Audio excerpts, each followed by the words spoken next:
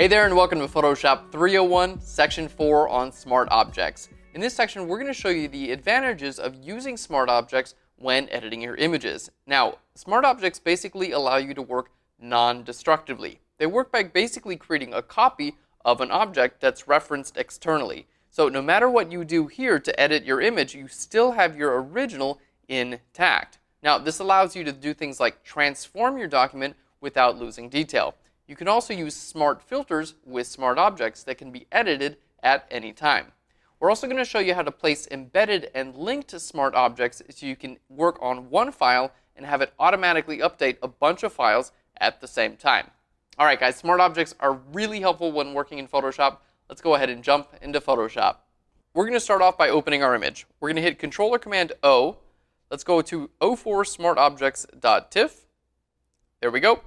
Hit F for full screen, and then we're going to give you a quick overview of how we actually made this image. So we've got two different groups here. We've got our subject group and our background group. Now our subject group, our first layer here, has a layer mask on it, and basically this is our subject cut out from her background. Okay, so on this layer, it's just my subject. Now on the layer underneath, we have our entire image, our subject, the stairs, and the shadow. And this is set to a multiply blend mode. Okay, this is allowing the shadow to multiply over anything that's underneath it, including what we've done with our background. So for instance, if I were to grab our brush tool here and grab a red color and start painting here over the background, you're going to see that the shadow actually shows up over top of our whatever we're painting here. In this case, it's the red.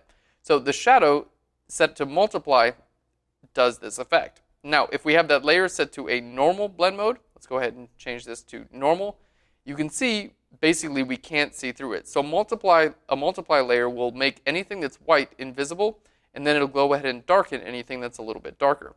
All right, so in this case, multiply is a perfect way to have your shadows show up on the background.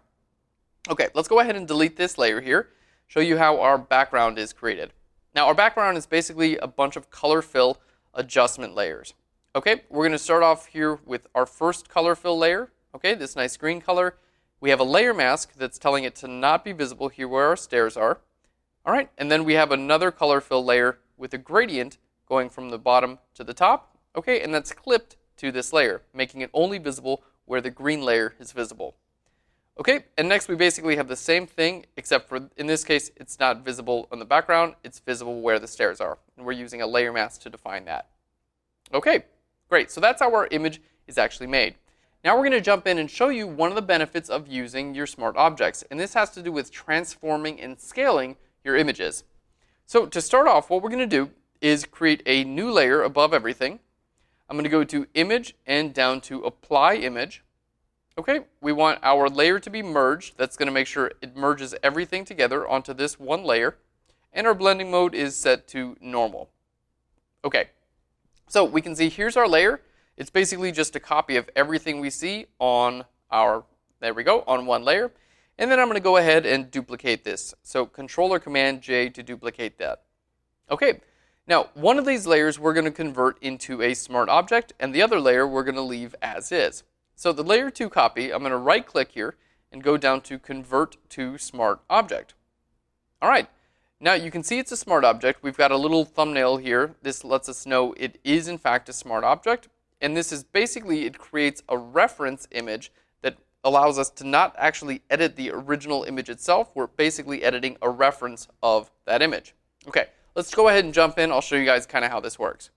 So let's go ahead. We're going to start off with our first example here, showing you guys how using a smart object maintains image pixel integrity.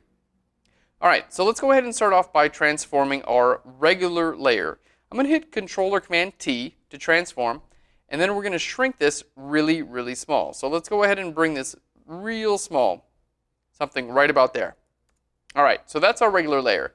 Now we're going to do the same thing with our smart object. So let's click on our smart object, Control or Command T. We're going to hold the Shift key and the Option key. There we go, and we're going to shrink this really small as well. Okay. Now, basically, when you take an image that's this large, okay, and shrink